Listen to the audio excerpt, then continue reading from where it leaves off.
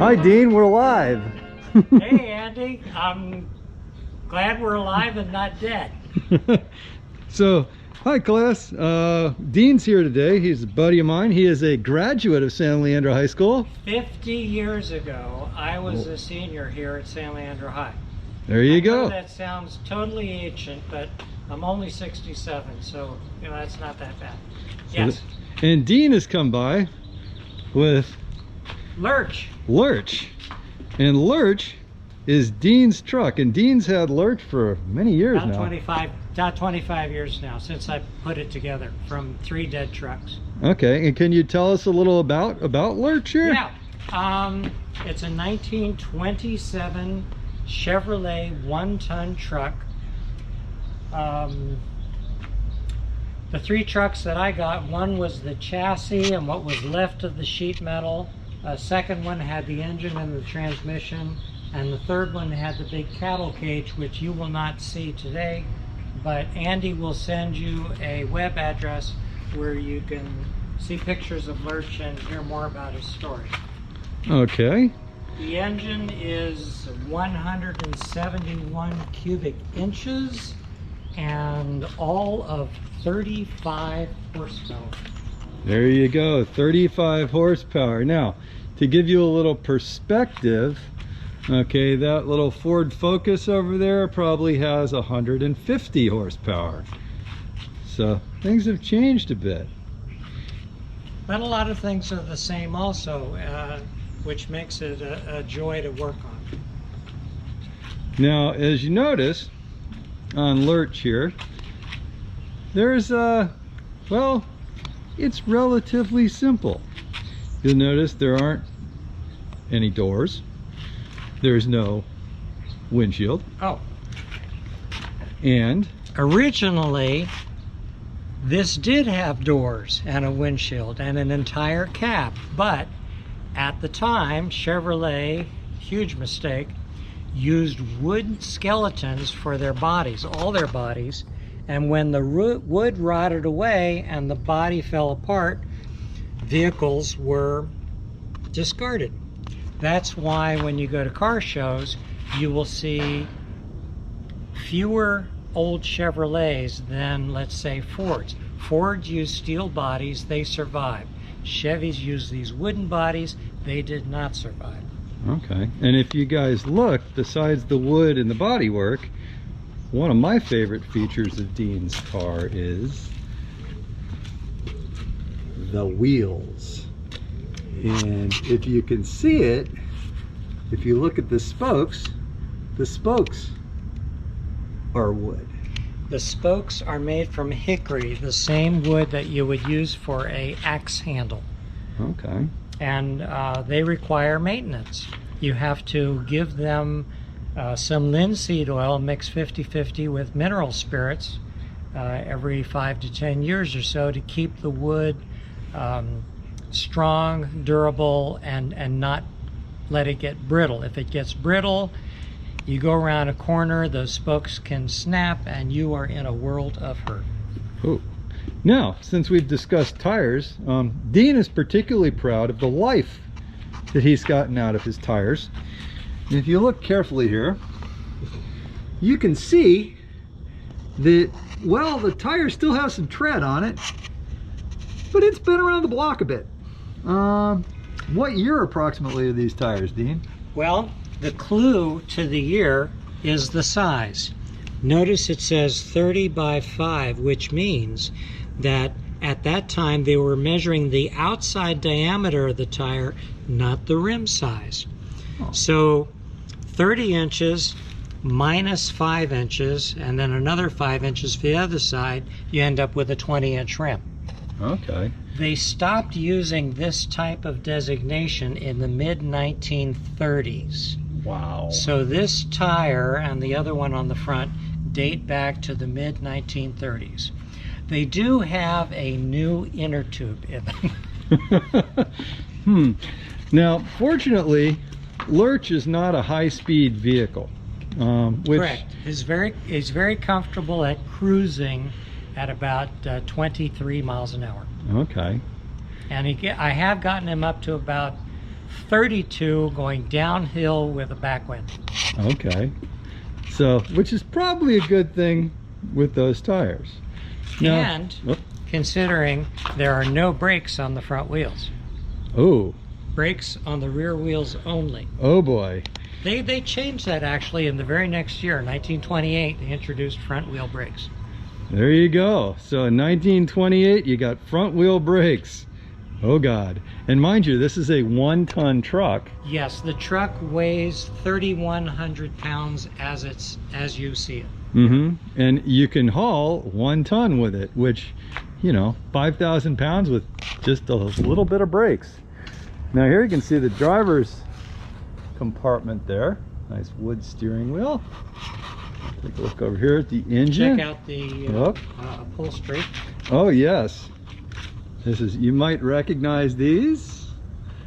The bench seat is actually the box springs from my twin bed that was underneath my parents' house, and the jean skirt of my wife's, and then 1 pair of my pants. And I'm not too public with my political views, but I can tell you that my least favorite politician has a photo behind the zipper. Now here's the engine compartment here.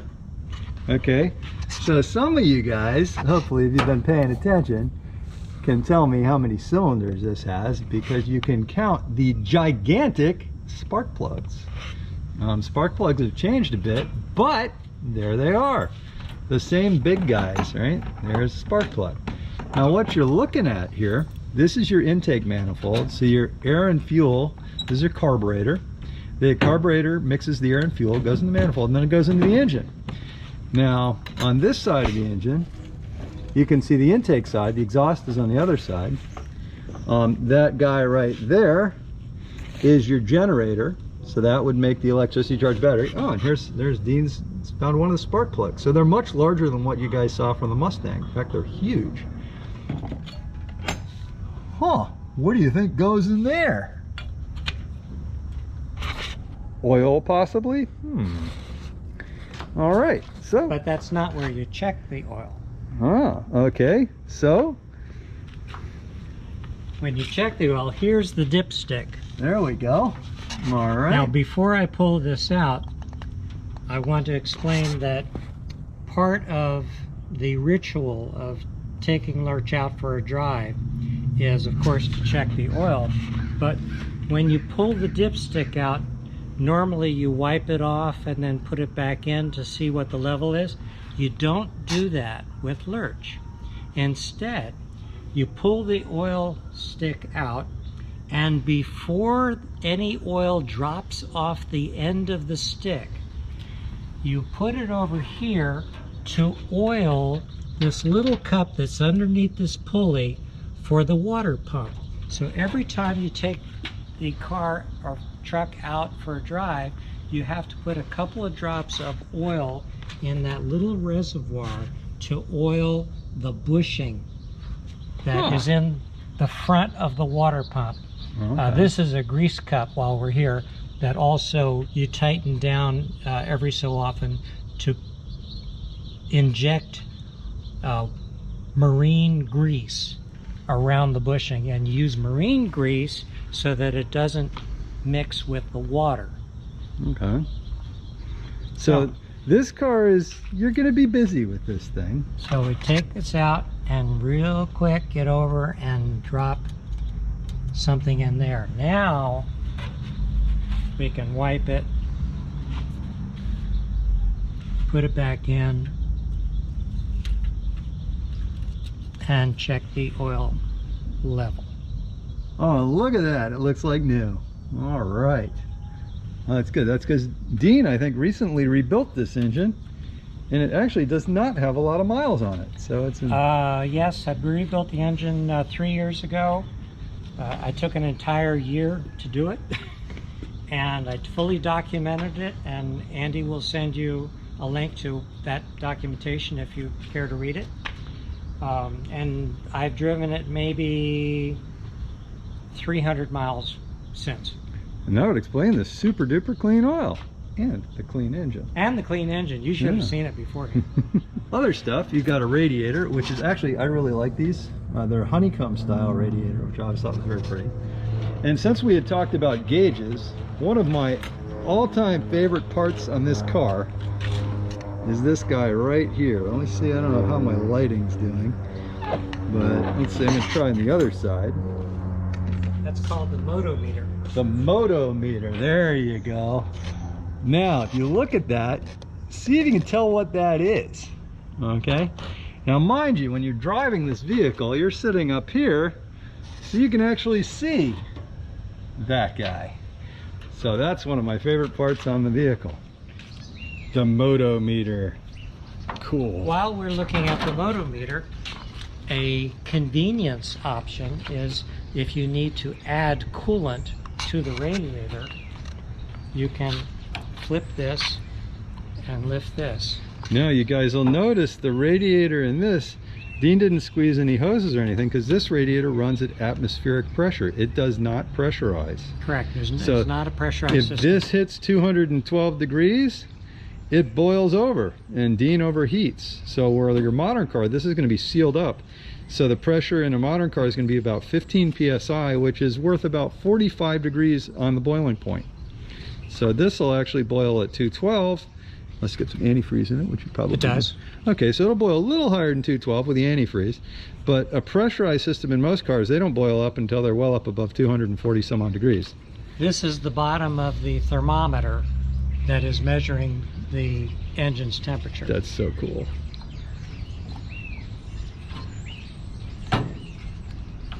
And an option back in the day was when you bought a vehicle, this was blank and you could have a letter for, let's say, your last name to put on here to personalize your vehicle. Very and nice. Obviously this is Lurch, so an L was appropriate. There you go. And there's Lurch. Now we're going to take a walk over to the front of the car here, and oh, wait a second. We have acquired some new goodies up here. It appears that Dean has been in his toolbox and found something. So let's see what we've got here. All right, well, this appears to be some kind of a pulley. And that is a spare pulley, the same one that is on the front of the crankshaft. Okay, Yeah. so let's go see if we can find one of these things over here. Oh, all right. Down there. Okay, so see, there's the pulley. There's our, right? So this guy goes on like that. And if you look down there, you can see there's its friend. Okay, so that one's mounted on the end of the crankshaft. You guys know the crankshaft. We've talked about that. And how many RPM does this thing turn? It idles around 500 RPM, and top end, I believe, is about 1500 RPM. Wow. Okay, so very, very slow spinning engine. Now, so we have this pulley here, and some of you who are pretty astute might have noticed this. Now, notice there is a key in the end of that. Now, check it out. So this goes in there. And you can see it's got the ramps on it, and it'll turn one way, but if you go the other way, it kicks it out. See the ramps? Okay. So now, some of you have probably figured out what this contraption is at this point, hopefully. And if not, you will know in a moment. Here we'll look at the dashboard, right? Okay, so you got a couple gauges here. We'll go over here and get close. All right, so it looks like we've got an amp meter here, and that looks like oil pressure there. Correct. Right, and here we have a speedometer. Now the speedometer, if you notice, does go up to 80 miles an hour. 80. 80. There's no freaking way that this goes up to 80, but it's the speedometer they used on all the vehicles, and the numbers are printed onto a drum, and the drum rotates as the speed goes up, so the pointer stays stationary. Huh, just like a roll of toilet paper. Now here's one gauge that is not on the dashboard. Okay. Well, what do you think, crew? Oh, wait a second. I think I see it. Hopefully that comes through on the camera. Now, so if this is the gauge, Dean, Yes. where does it go? Well, it goes where the sun does not shine. Here is where you fill up the gas tank. So you're Wow. sitting on top of the gas tank, and this is the gauge you dip into the gas tank to see how much gas you've got. And there you go. Okay, well, it gives new meaning to passing gas. And then we have... Oh, no smoking near this vehicle. Yeah, smoking could be a problem. Kaboom! Yeah, woof. Now we've got some controls. So for those of you who, all you drivers out there, okay, you may or may not know what that is. Okay, this guy here is going to be a brake, an emergency brake. Okay, this is your shifter. Now, Dean, what's the lever on the shifter do? Okay, it's a 4-speed manual shift, and you pull up that little lever to unlock a mechanism to allow you to shift all the way over to the left and pull it back to go into reverse. Okay, so that's your Otherwise, reverse. it keeps you out of reverse so you don't slip into it Okay, by accident. so your reverse lockout. And then you Yes. have, you know, you've got a gas pedal, Yes. which is this little round guy here. You have your brake, which is in the same place. You have a clutch over here. This is just a place to put your heel, or then this block of wood to make it comfortable for your foot. Okay. You know what's interesting is on the old forklift and on the Clarkter over there, it has the same thing. Interesting. Okay, well here we go. We're back, guys, after some technical difficulties with the GoPro. You know, new technology versus old technology. Old technology is at least tried and true. New technology, jury's still out on that one. That's kind of like grandkids trying to talk to grandpa. You know, sometimes the thoughts just don't get through in either direction. Yep. Well, speaking of brilliant things, put on your shades. I'm going to show you how bright the headlights are. All right, here we go. It's the headlight test. Now, mind you, headlights are very important because, well, you have to be able to see in the dark. All right, so now get ready because they're bright, guys. Here we go. Fire them up. Oh. Yep, I think I see light in there. Yep, let's check the other. Oh yeah, yep. Yeah. Okay. We're against the lens. In the way of specifications, that is considered 32 candle power. Okay, so that is not even calculated in watts. so that's worth half of Dean's birthday cake right there. Okay. Oh, just less than half. So there we go. Fancy electrical systems. No HID here, baby. No LED. This is good old incandescent light bulbs. Now around on this side, while we take a tour, let's stop and take a look at here. This is the vehicle ID plate, and the model is capital. The car number would be considered today's VIN, vehicle ID number. First digit is 6, which means that this truck was built in the Oakland plant. LM, which this is a model LM truck, which designates it as a 1927 one-ton truck. And 4363, that means that this was the 3,000 363rd vehicle off the production line for that year. They started the vehicles at 1,000, and then this is the resulting number. Capacity 2,000 pounds. That again verifies that this can carry 1 ton, and then some maintenance instructions. There you go. So notice more wood. Yes, and this is actually the real deal. This came on the truck years and years ago. Extra stuff. If you think back 90 years ago, you didn't have a gas station at the corner of every block. You had to be self-sufficient.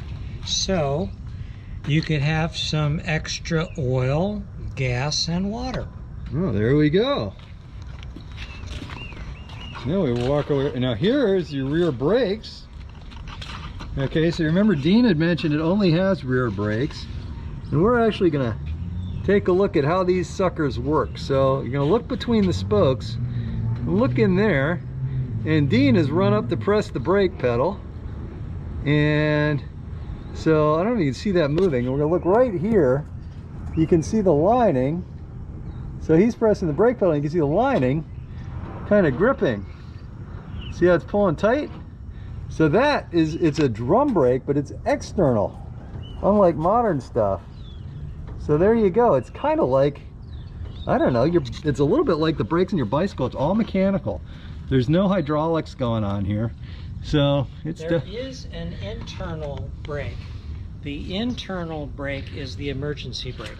Okay. So the emergency brake and the service brake are acting on the same drum. Okay, and when we say drum, we're talking about this piece here, this big round thing inside the spokes of the drum. So this is the service brake on the outer diameter, and on the interior of the drum, because the drum is this shape, on the interior, that's where your emergency brake is. On modern cars, all the brakes done on the inside, and one reason is probably for protection. Yeah, if the outside brake gets wet, let's say running around in the rain, it's way less effective. Yeah. And I would dare to say ineffective. Notice also, while we're here, there's grease fittings all over the place. There's literally dozens of these. These are pretty greasy. You can't see too much These of them. guys, right? There's two. There's one up here. There's one there. Okay. So Yes. any joint in the truck has to be greased regularly. Yes. And I know on the Army truck here, we counted them. There are 35 grease fittings. I suspect on Lurch, there's probably a comparable number. Yeah. In modern cars, they've gotten rid of that stuff because to save time. Here, if we look underneath, there's your spare tire. Oh, this is a real good one. Check out Oh my. the chuck there. Yes, now mind you, that's the spare. And Yeah. look, when you change the tire, you don't actually change the tire, you change the tire and the rim are a unit. So they go on the outside of the spokes. We'll take a look at that in a second. Then Dean put this cool That's thing my in. glove compartment. Yeah, it's got a drawer and stuff and all kinds of goodies in it. That was kind of sneaky. There's your license plate from way back. And it's a commercial license plate, and this is a real plate from 27. There you and go. this is what it's registered with the DMV. Cool. And then here's your high-mounted brake light. Well, not really, but here's your brake light. And there, look at that. Yeah, right. And back in the old days, no turn signals, guys, and only one brake light. That was it. Okay, because that's, you know, 1930-ish. I don't think they started putting dual brake lights on cars until, Don't know. Yeah, That's maybe a good question. ways back But now. they did have turn signals. They're called your arms. Yeah, there you go. So if we look underneath, you can see there's the center of the rear axle, that big round thing. Okay, and you can see some of the underside of the truck. There's your spare tire, the bed. Okay, and we'll take, oh, and there you can see your exhaust. I don't know if you can see it with the lighting, but it's right up kind of beyond my finger. And we'll take a look underneath there with the creeper in a few minutes. All right. So here, more grease fittings, right? Because there's a grease fitting on the end of the big spring, just like there is on this end. Okay. And there are similar grease fittings on the front. Oh yeah, there's a nice one. Okay, wherever there's a joint. So the steering box. Okay, yeah. So there's down there. So any place there's movement, there's usually some way to lubricate it on these vehicles. And the alternative to the grease fittings, by the way, these are called Alamite fittings, are grease cups. You fill up the cup with grease. Ooh. And then you give it half a turn every so often, usually, you know, every 50 or 100 miles, and it forces some grease into that location. Now mind you, you guys caught that. Every 50 to 100 miles you have to get out and do maintenance. If you don't, you're gonna hurt your old truck and it's gonna strand you. Now, I was gonna take a quick trip on the creeper. We'll go take a look underneath, and you know, I don't know, work some controls maybe. Yeah. All right, so we'll have to see how this goes. All right, so here we go under the middle of the truck. All right, so here, oh, there's Dean's fuel filter, which comes from the gas tank, which is right underneath his bum. There you go. There's the gas tank right there. Oh, there's Dean's foot. You can see that. Okay, there's Dean's hand. Okay, and we have the wood floor right under. Where do you think the term floorboards came from? Oh yes, floorboards. You got a point there, huh? So we got a battery right here. The battery is underneath Dean's feet. There's your transmission. This thing you'll probably recognize. That's a muffler. And if we swivel around, let's look down the back of the truck, okay? So there you can see the rear axle assembly. This thing over my head right here is called a torque tube. It's a little different than a drive shaft. And then if Dean hits the brakes, you'll see things move here. Let's see, what am I looking at? Oh, that's the, okay, there's the service brake. So you can see that moving. All right, see the little lever moving? And it goes back there and pulls some more levers. Okay, now let's switch around let's try the e-brake out. Here's the emergency brake. Let's see where this thing goes. Oh yeah.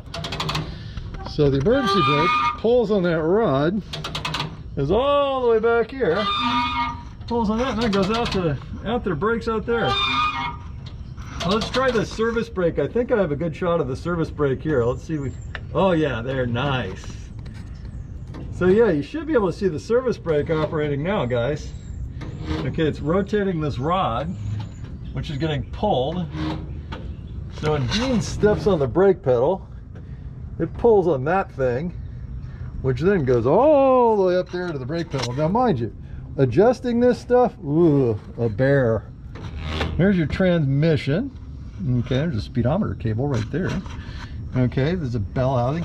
This is Lurch's diaper. In spite of, well, Lurch has gotten to the age, I guess, where he needs a diaper. Well, old men tend to drift. Oh, Lord. That's going to get edited out. So, here's some leaf springs. Okay, the front suspension on this is about as simple as possible. It's got a leaf spring, it's got a solid axle, and another leaf spring. There's not much going on. And maybe if you steer the wheel, let's see if we can watch that. There you go. You can watch the steering work. So this system is super duper simple, but it does the job. Let's see, we'll go out over here. I kind of wish you guys were live because you could ask questions. And it pulls on this rod, which then goes up there and yanks on this wheel. Then it goes through something called a tie rod because it ties the wheels together and turns the other one. So there's your steering. Okay, and there's the spectacular tire again. Okay guys, we're back, and Dean was going to tell us a little bit about the fuel system on the old Chevy here, which is truly fascinating. At least it is to me. Okay, all modern vehicles have a fuel pump. There is no fuel pump on this vehicle. In fact, Chevrolet did not use fuel pumps until 1929. Now, if you think about it, General Motors, which is built on a lot of different car companies, going back to, I think, Oldsmobile in 1906. All that time, from 06 up to 29, no fuel pumps. Instead, they used a vacuum tank. As you've been told, when the pistons go down in the very first part of the 4-cycle process, it's sucking fuel-air mixture into the cylinder, right? Okay, so there's a vacuum created. That vacuum goes up here through the intake manifold and is actually used in this vacuum tank to suck gas from the gas tank, which is down underneath the seat, and it sucks the gas up into the vacuum tank. And when a certain amount of gas fills up in here, there's a float in there that shuts off the vacuum and opens up the inside of the tank to atmospheric air pressure so that the gasoline can use gravity to flow down to the carburetor. I have a spare vacuum tank over here where you can see its components.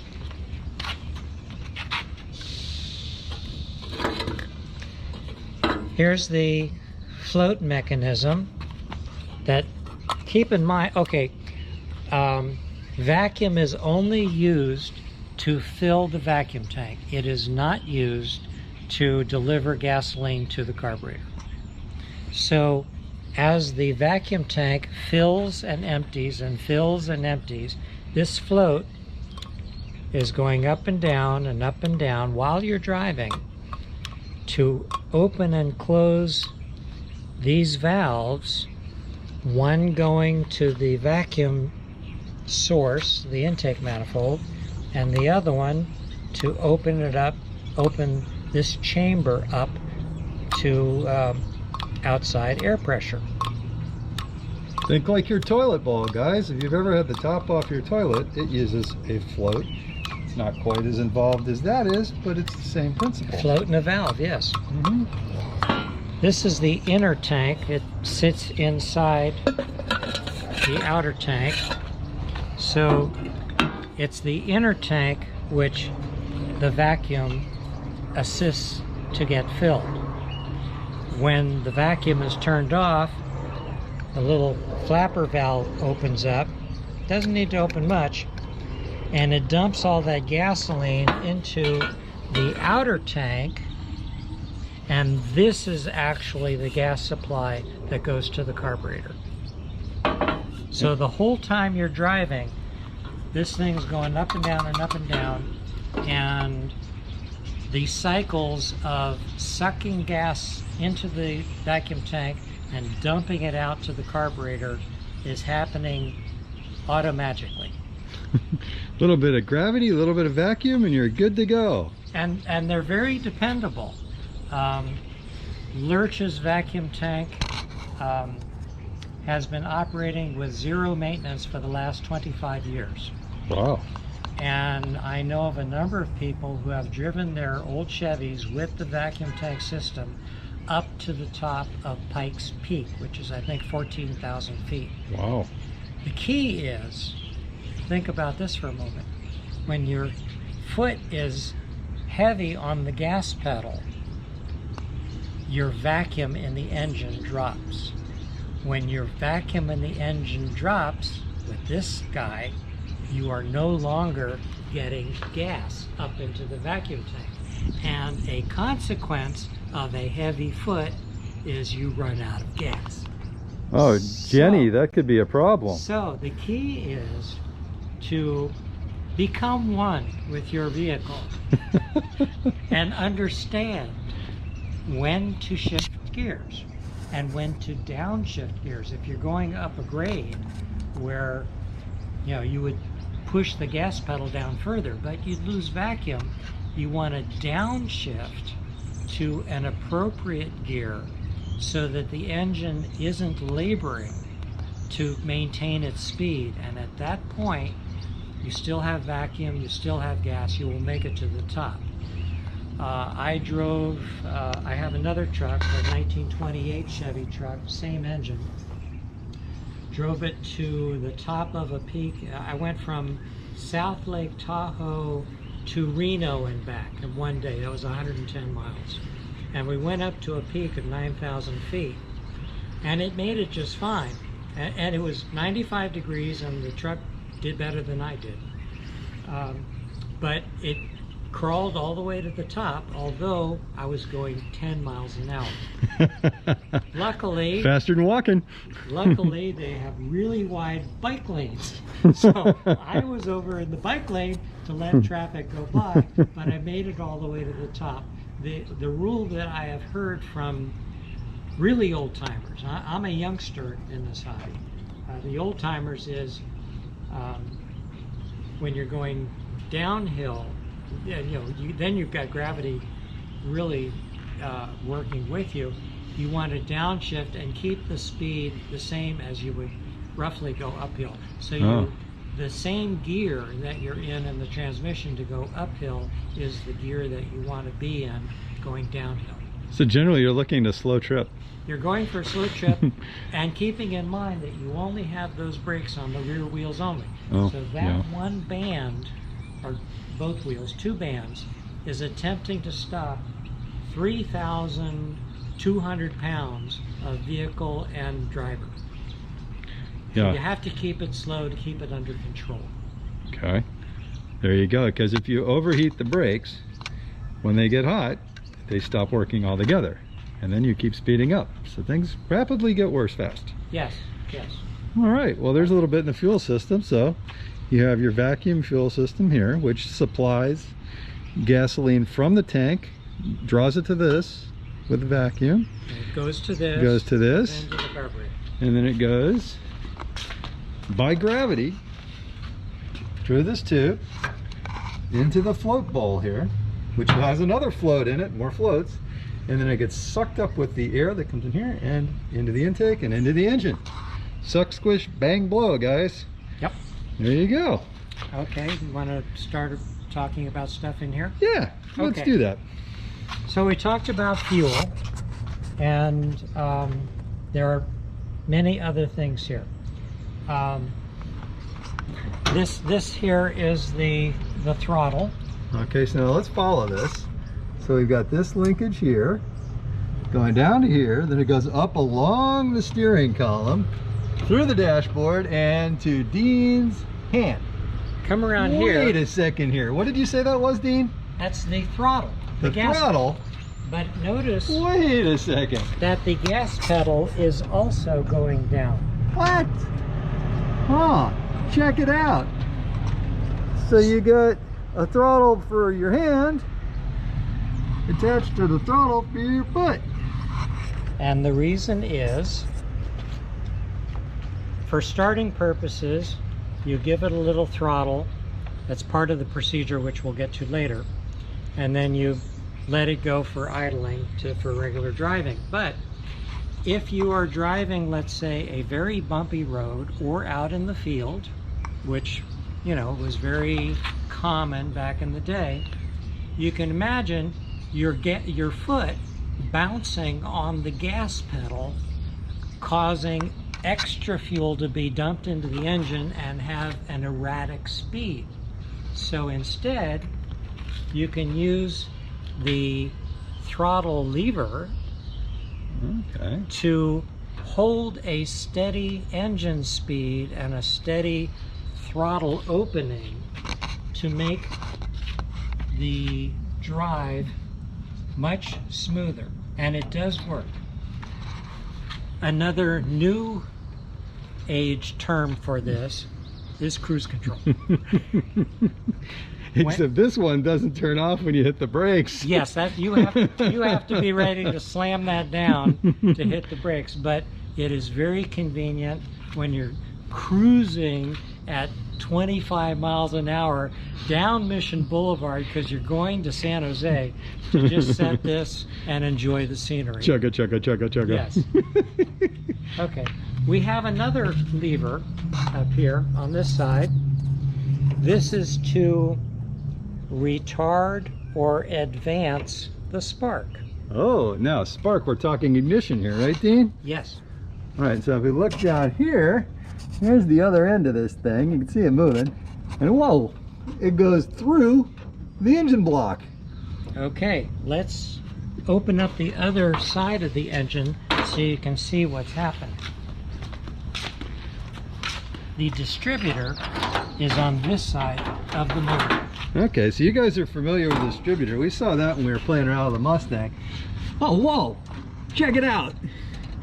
So it actually rotates the whole distributor. Correct. Look at that. Now, the reason for doing this is, you know, in modern vehicles, it's all a black box. It's done automagically for you. I really like that word, automagically. With starting these engines, get yourselves into the mindset of being inside the combustion chamber of one cylinder. On your upstroke, it's compressing the fuel-air mixture. And when you start spark, before the piston reaches the uppermost position, which is called top dead center. If the spark were to happen while the piston were coming up, the explosion would actually force the crankshaft to go backwards. So for starting purposes, you retard the spark so that when that's in this direction, this is in the retard position, the spark happens when the piston hits top dead center, so that the explosion and the expansion of gases will actually push the piston down after the connecting rod and the crankshaft have passed the top position and is going in the correct direction. There you go. All right, now once it starts, it's not efficient having the spark continue to happen at top dead center. You want the spark to happen before top dead center, and here's the reason. When the spark ignites, and now switch your mind into slow-mo. The spark ignites the fuel-air mixture, and the fire starts to spread in the combustion chamber. It actually takes a certain period of time for that fire to reach down to where the top of the piston is. When the piston is going slow, like during starting, everything's fine. But when the engine is going faster, the piston will reach the top dead center faster, and therefore the spark needs to happen earlier in the cycle. So it needs a little head start. It needs a head start, so when the bang actually happens in the combustion chamber, the piston has already worked its way past the top and is working on the correct side. And that's, if you hear people talk about ignition timing, that's what we're discussing now. Right, and with this engine, once it's running, the spark happens at 25 degrees of rotation before top dead center. Oh, wow. Then, when you reach a certain RPM, I'm not sure what, there are weights inside the distributor that expand and advance the spark even further, another 20 degrees. So when Wow. you're running at, let's say, 1,000 RPM, you're cruising along, the spark advance is actually 45 degrees before top dead center. And when we're talking about degrees, what we're talking about is degrees of rotation of the crankshaft. And a full rotation of the crankshaft would be 360 degrees, like a circle, guys, which Correct. I'm sure you remember. Correct. So yeah, so this guy, it fires the spark at high speeds about 45 degrees before the piston is at the top of the stroke. That's to give the gases a head start, and they're burning. So it gets maximum pressure. You usually want it, if I remember, about 15 degrees after the piston passes top dead center. That's when you want maximum pressure on the piston to get the engine to make most power, or actually I should say most torque. Okay, while we're over here, This is the oil filter. Okay. Now, It's not a standard. This oil filter is really new. It's from a 1950s era Chevrolet. yeah, seeing it looks a lot like the one on the Army truck. And this is the air filter. Oh, Lord. Now, if you've seen the inside of an air filter, there's usually an element that you change, right? There is no element here. There are louvers back here. I don't think you can see them. Oh, you'd be surprised what we can... Okay. There we go. The air is drawn in through those louvers, and they're twisted veins inside this thing, and it spins the air so that dirt can drop out of, it's way in the back here, can drop out of a hole. Oh, so it's like a centrifuge. It's a centrifuge that drops out the heavy particles of dirt. Then the air goes into this manifold, which is around the exhaust pipe, and heats the air. Then there's a tube that goes around to the other side of the engine so that the preheated air goes into the carburetor for better atomization. Okay, because if you guys think about it, if you think about gasoline, when you warm it up, it evaporates better, right? And you may not realize this, but gasoline in liquid form won't burn. It needs to be in vapor form. So they preheat the air to ensure the gas is vaporized. The guy who had this engine before me, he ran it for a little bit without the heater tube hooked up. The carburetor actually frosted over and the engine stopped working. It died. Carburetor icing, if you find maybe your grandparents, they might be able to tell you about that. But that's very true. If you have these older engines with carburetors, this vehicle, the vehicle over there, okay, that vehicle, carburetor icing was a real thing. The air gets so cold going through the venturi due to the pressure drop that you end up with ice in your carburetor and the car stops. This is the horn. Oh, nice. It's called a auga horn because that's the sound it makes. It's actually an electric motor that is back in this housing that spins a disc in here, and that disc has a bump on it. That bump rotates and makes a god-awful noise against another disc that has lots of bumps on it, and this is just a trumpet to amplify the sound. We will honk the horn a little bit later after we start the motor. Hello again. We are going to start Lurch. As I said before, it's a process, not a single event. First thing we need to do is turn on the gas. If the vehicle sits for a few weeks, gas will, obviously there's no vacuum to refill this up. So when you stop driving it, you cut this off to keep a reserve of gas in there for startup. Okay.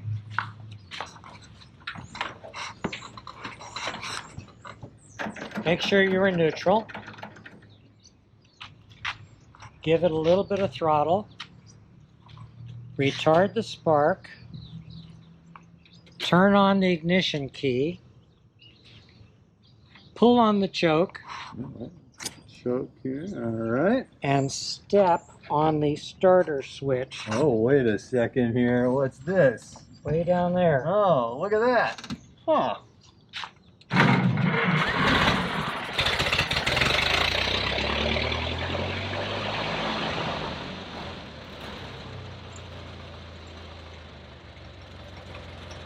There you go. Oh, let's go check the gauges, guys.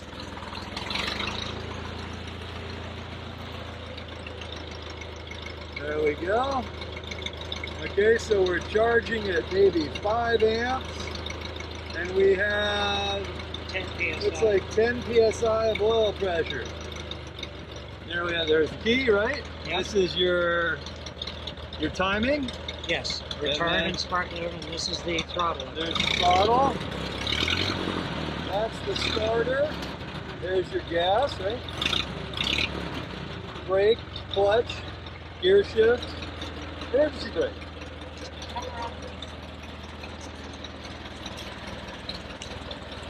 Now we're about to do something you cannot do on newer engines.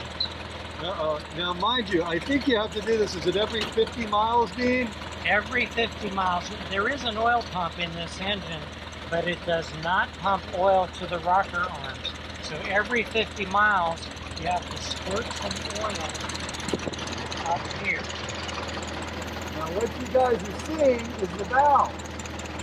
You're seeing the valves and the valve springs and the rocker arm. And that thing there looks like a piece of carpet. That's felt. Felt like when you made stuff in kindergarten class. I remember making felt things in kindergarten at some point. So yeah, you can watch the valve train work. Take some oil, smear it around, and squirt some oil on the felt. And the felt is kind of the oil reservoir. As the rocker arms beat against the felt, it creates an oil mist to lubricate the assembly. Every 50 miles you have to do this, otherwise your rockers will seize up. So 50 miles is about the distance from what? Here to Fremont? Yeah. Okay. Here to San Jose. Here to San Jose, okay. So if you were driving this, you'd have to carry some oil with you. And you would use half a tank of gas, so you'd be pulling over to fill up anyway, so you okay. take care of some maintenance. Now you don't have to take the cover off. These holes allow you to squirt oil in there. Oh, okay. So that's a convenience item. Huh. Now on a modern car, this thing would all be sealed up tight as a drum, Yes. but back in the 20s, you know, this is no big deal. You can see, there you can see your water pump. Ooh, wow, cool, okay. You can see the shaft when they're spinning. You can see the fan, which I'm not going to get too close to. There's your generator again. Yeah. There is an electric starter. There's the electric start, that big round thing right there. This is the heater furnace to bring the hot air to the carburetor. Yeah, okay. And this tube is venting the crankcase pressure up back into the carburetor. Okay, to keep the inside of the engine clean. That's good. There you go. And it pulls like a kitten, huh? Chugga, chugga, chugga, chugga. I hope that I run as well when I'm 93 years old. Don't we all? Shall we go for a ride? Oh, you hear that? We're going to go for a ride. I'll check back in once. Well, actually, I'll just go hop up in the passenger seat now. You guys can join me. This is a running board, by the way. Let's see here. Now you'll notice we have the airbags and the seat belts and The airbags are sitting on the seat. okay, well I got my safety glasses on. So, and our test pilot is over there. So here, we'll check our gauges again. Okay, so we're about 5 amps and about 10 psi. Oh, yeah, please just slam it. Yep, thank you.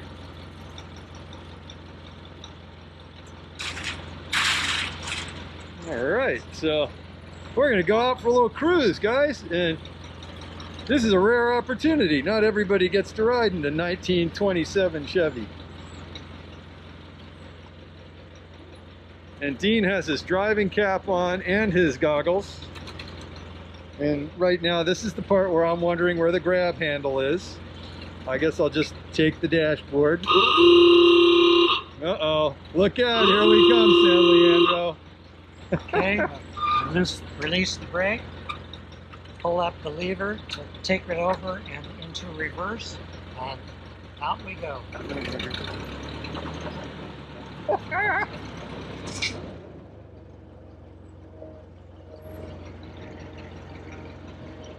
Buzz. Beep, beep, beep, beep, beep, beep, beep, beep.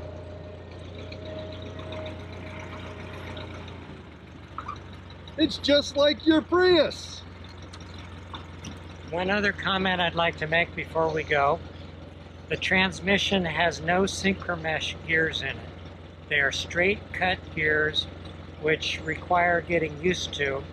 And it means when you're slowing down, you cannot just downshift.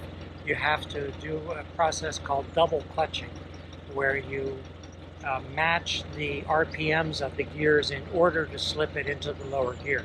But you'll see that. It sounds, well, easier than it is.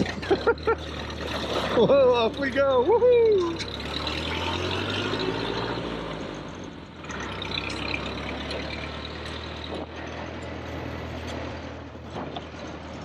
And I've learned, speed bumps bad. The old truck suspension is, shall we say, firm. Oh, no shock absorbers. And, oh, ooh. And even with the GoPro, with all its image stabilization, this thing's gonna give it a challenge. Here we go, we got second gear. Well, Dean's got his turn signal on. Here we go. There's a reason you learn those turn signals. Sometimes you might need them. All right, here we come, East 14th Street. Now we're in top gear. Oh, we're in third. Doing Woo-hoo! 17 miles an hour. There we go. Oh, there's downshift into second. Oh, smoothly done, Dean. Smoothly done. Oh, they got the turn signals on again.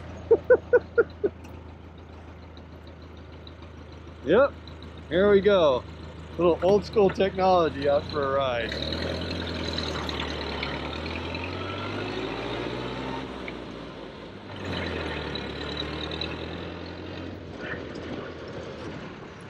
Now remember, we only have brakes in the rear wheels. But they do a good job when you're going slow. And being mindful of everything that's around you. You have to look further down the road to see what's happening because you cannot stop on a dime. Oh, we got green and Lurch is off. There we go, it's second gear. We got third, we're in top gear. Chug it, chug it. Parts store or We can just go back. Oh, we got turn signal on. And I'm engaging the cruise control. Oh, cruise control engaged. So the foot is off the gas. There you go. And we're doing almost 25 miles an hour, 23. Oh, 22 miles an hour, 23. Whoa. This is top speed, guys.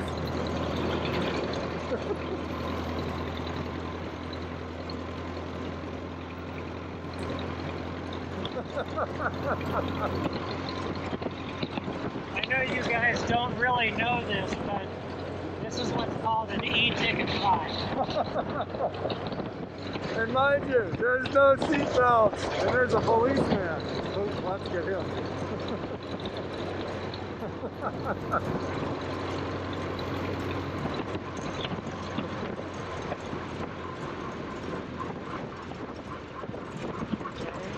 I'll need to downshift. Into neutral, goose the engine, and then let the clutch out. Smooth. That's the process. Well done.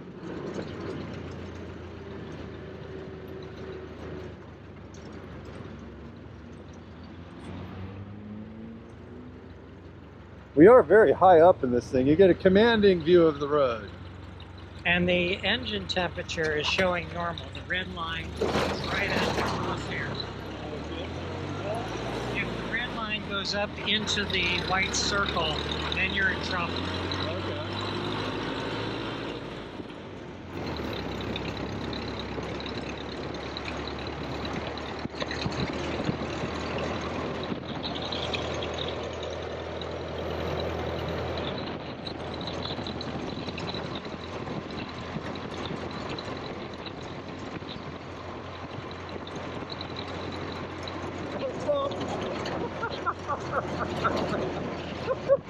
Nicely done. Practice makes better. There's no such thing as perfect. A blinding accelerator. I was going to move over to the right, but here's somebody passing me on the right. Oh, Uh-oh, really bad etiquette. There's somebody else passing down the road.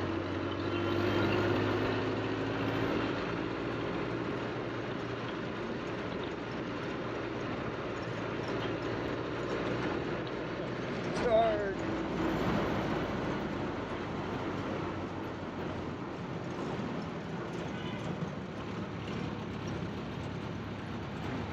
Gentlemen, They're on video now. when I bring Lurch to truck shows, it's definitely a chick magnet. Yeah. People like trucks. We were at the house the other day, and a little kid's walking by with his dad and his sister, and he saw the army truck, and he starts yelling, "Look, Daddy, look, look, look, look!" You know, like, come on over the driveway, check it out. And he was super excited. He ran up the driveway. It was cool. But yeah, they like trucks. Yeah, and at car shows, I let people climb up and sit in here and take pictures, and it's a whole lot of fun. Yeah. It's all about sharing the story and creating smiles. Yeah. And you got a neat piece of history, and people get to appreciate. Yeah, it's a rolling museum now.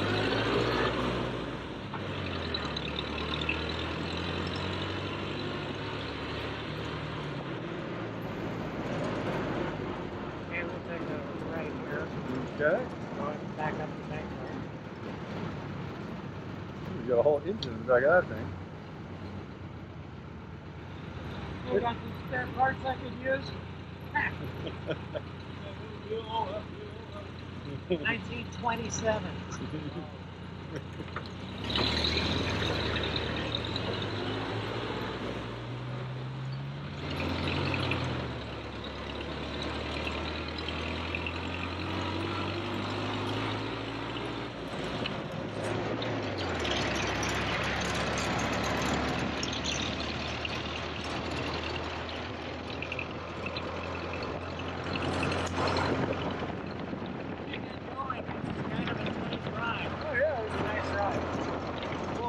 Torquey motor, so it just chugs along. Yeah, it's got a lot of low end torque.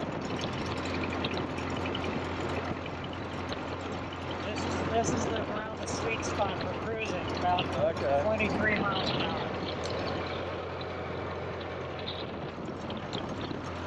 Oh, Myra, you remember Myra, who's the great classy visit? She had a kid about a month ago. Oh wow. Yeah, she got a new baby girl, Sophia.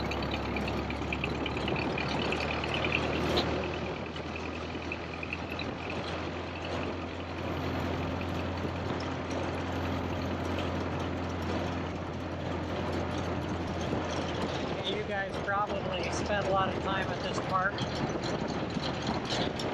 I've never been, I've just driven by here. We used to have an old fire truck. Oh yeah? I don't know what happened to it. Well, hopefully it didn't go to the junkyard. Alright, back on Bancroft.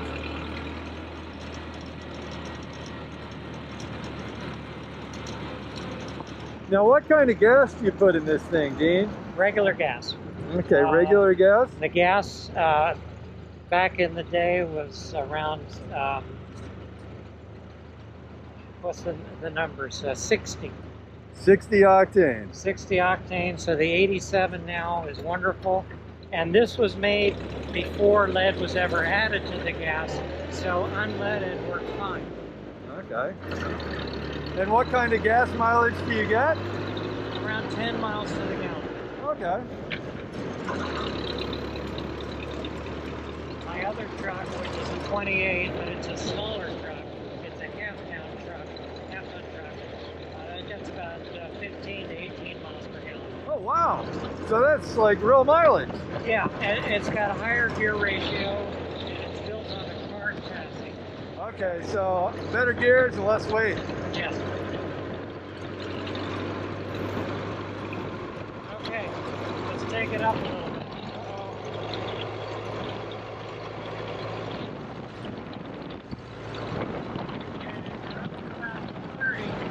We hit 30! Top speed, baby! Woohoo! To the stars and beyond. To the red light. There were times when the brakes didn't work well and I had to run a red light. And that, Oh. let me tell you, that's scary. Yeah, no, thank you. We don't want to repeat that. Look, we got fans, guys.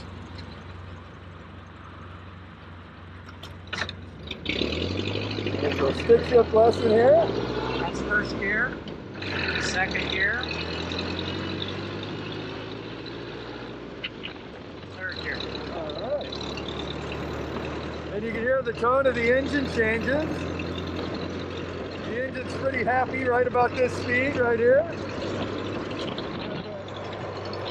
25 miles per hour. Nice smooth ride. Back here. Okay. Get behind us. Alright. Oh, I'm going to hold on for the corner here. Woo!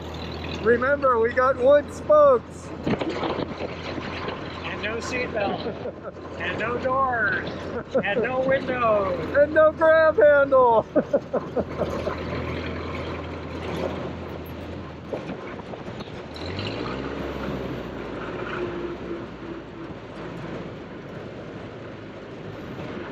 Oh, and there's Eddie.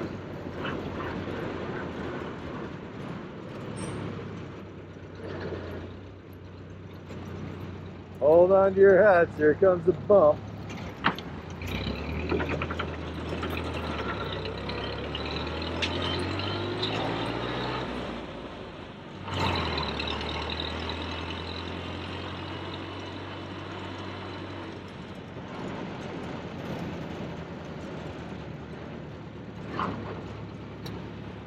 One thing I have not demonstrated, which I will do now, this is actually a 4-speed transmission, not a 3. It has a granny first gear, which I never use. Oh. But you can get it into there, and you can literally crawl. There we go. Hey, who needs cruise control? This is great for parades. Oh, parade speed. There we go. Or if you're going to pull a stump up. I'm just, you know, the engine's idling. Yep, We're in first gear. No one's in the gas pedal. No one's using the hand throttle. We're just chugging along at Hardly even yeah, registered. like 1 mile per hour maybe. Probably less. Getting you how we approach the building. That's how slow we are going. Yep. Chugga, chugga, chugga. It's walking speed, guys. Thank you, Dean. Wonderful ride. My pleasure. And a beautiful day for it. And I didn't fall out. Yay. So there you go. Nice job, Lurch. Good going. And after we stop, I always turn off the gas. Okay. So that's so he has a prime to start it, and that way nobody will steal Lurch out of the driveway, which would probably take them a very long time. They wouldn't know how to start it anyway, so yep. No problem. It would be pretty safe. All right. Well, I think that wraps it up, right, Dean? Yeah, I'll send you web addresses where you can forward it to you guys to read Lurch's side of the story. He is a published author, and he talks about how his sappy owner, hauls his big rear end around to car shows, and it makes for fun reading. There you go. Well, thank you, Dean. You're welcome. And hopefully we'll get this thing out to you guys soon, and you enjoy it. Take care. Bye, Lurch.